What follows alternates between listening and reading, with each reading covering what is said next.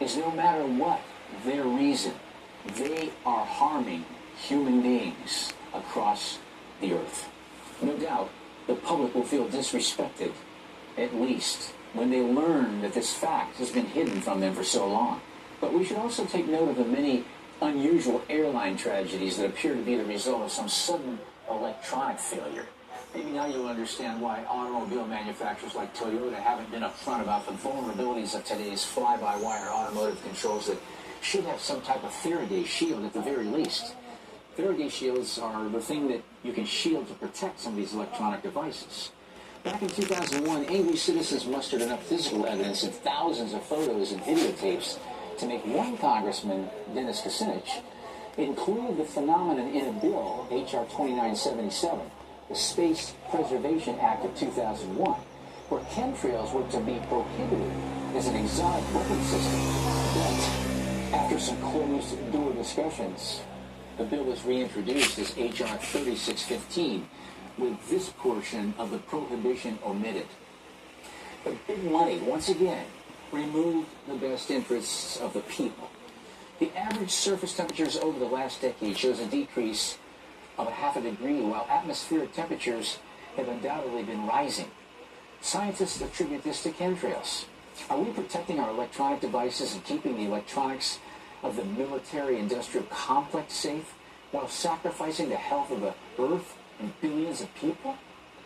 Dr. Russell Blaylock is a retired neurosurgeon and a clinical assistant professor of neurology at the University of Mississippi Medical Center. He studied the effects of the heavy metals in the chemtrail spraying, and he's warned of the damage to our health. I found some articles about the chemtrails, and there was a lot being said about it, and I wasn't too sure whether it was true or not, because in my state, we rarely saw them. But as I started looking on the internet, and I would see these states in which there were these crisscross patterns, and very tight patterns, and geometrical shapes, where it was obviously it was a purposeful covering of the atmosphere with these patterns. And the trails were so long. Well, now, we're starting to see them in my state.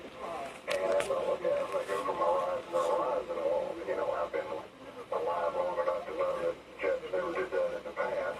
And I see the same patterning effect. Now, where they're crisscrossing, there's an obvious pattern.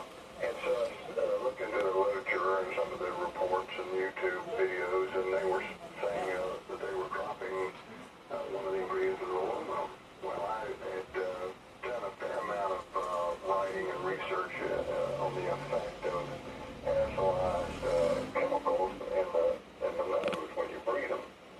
And what we knew was that these particles tend to travel along the olfactory nerves, which are the smell nerves in the nose, and it travels directly to the part of the brain that has to do with memory and emotions, the hippocampus, the entorhinal area, and the prefrontal cortex, and that you can trace these chemicals traveling along that nerve and depositing in this area of the brain. The other thing that was known is that if you aerosolize aluminum, it's one of the metals that passes very easily along this track and directly into the brain, so it bypasses the blood-brain barrier and goes directly into the brain and accumulates.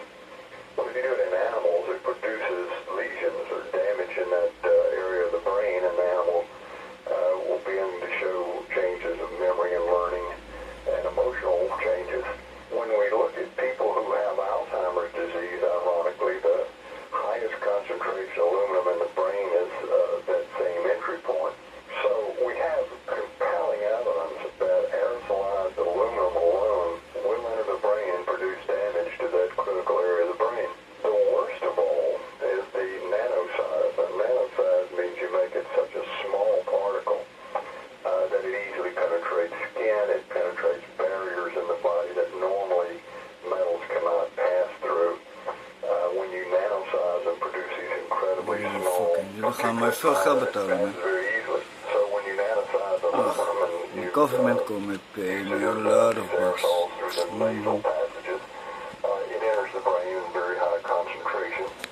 And they find that the nanosized aluminum in the brain is infinitely more toxic. The reports are coming out now that what they're spraying in the nanosized me a lot of fucking aluminum and the books. idea's concept of preventing global warming, and they nanosize the aluminum so it'll stay in the upper atmosphere longer, supposedly as a reflective compound of metal.